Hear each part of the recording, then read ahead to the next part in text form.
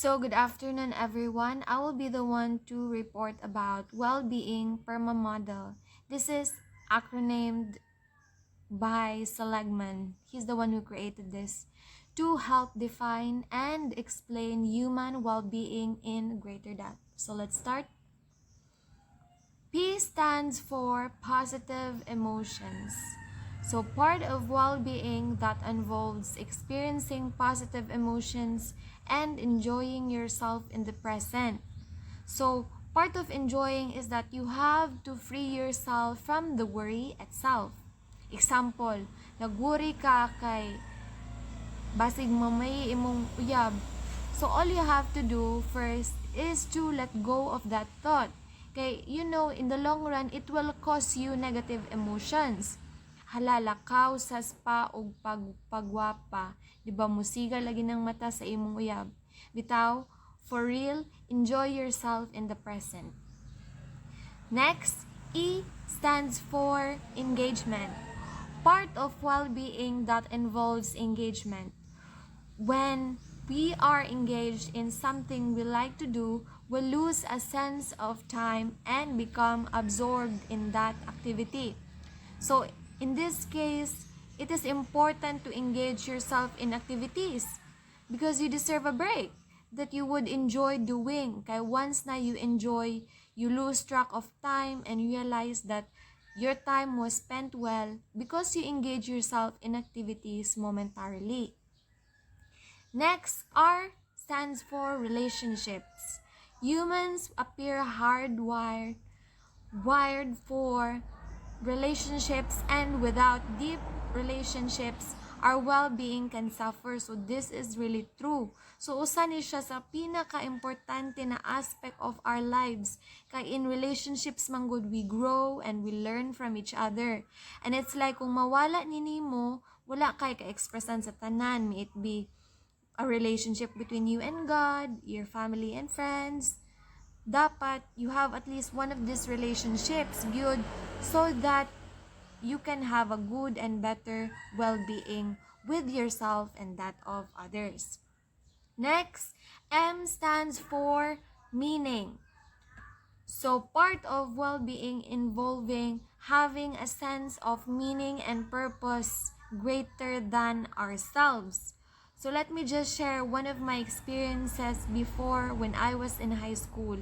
Niabot ko sa punto nga nakapangutan ako sa akong existence ba kay murag redundant kaya akong mga gipamuhat. Example, mukaon, matulog, mumata, and the cycle repeats over and over again.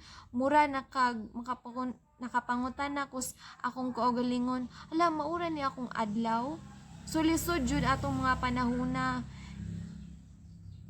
panahuna to nakakita ko og meaning because my life lisod jud makapangita di ay do in those times og meaning because my life back then was miserable, but because I did not listen to my parents, and it has affected me so much that I have to suffer until now.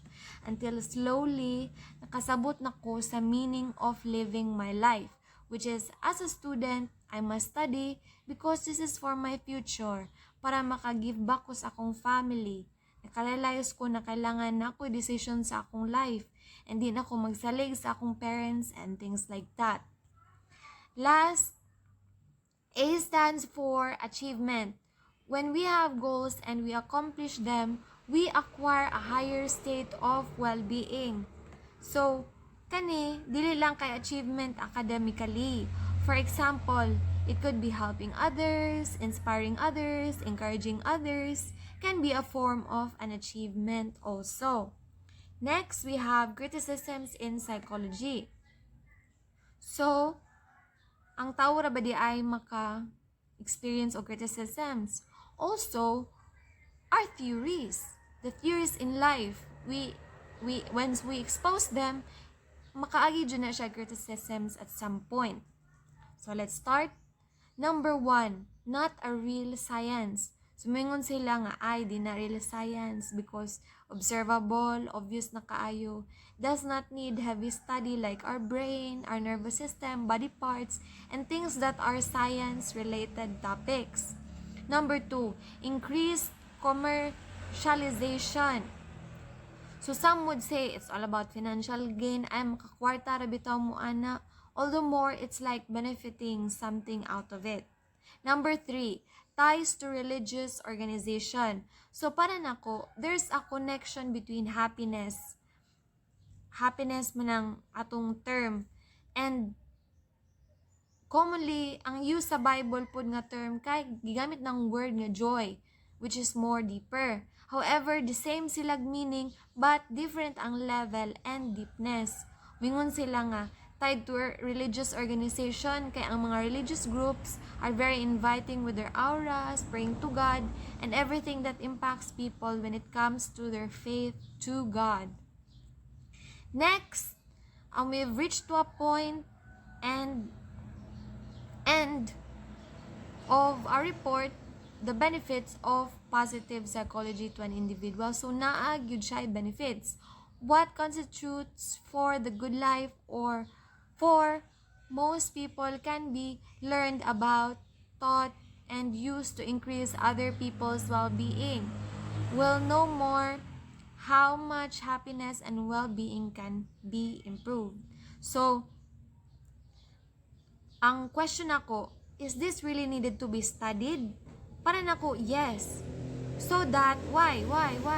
So that we can improve our life and better our living once we know how we can bring out positivity into our life. So that would be all, and thank you for listening.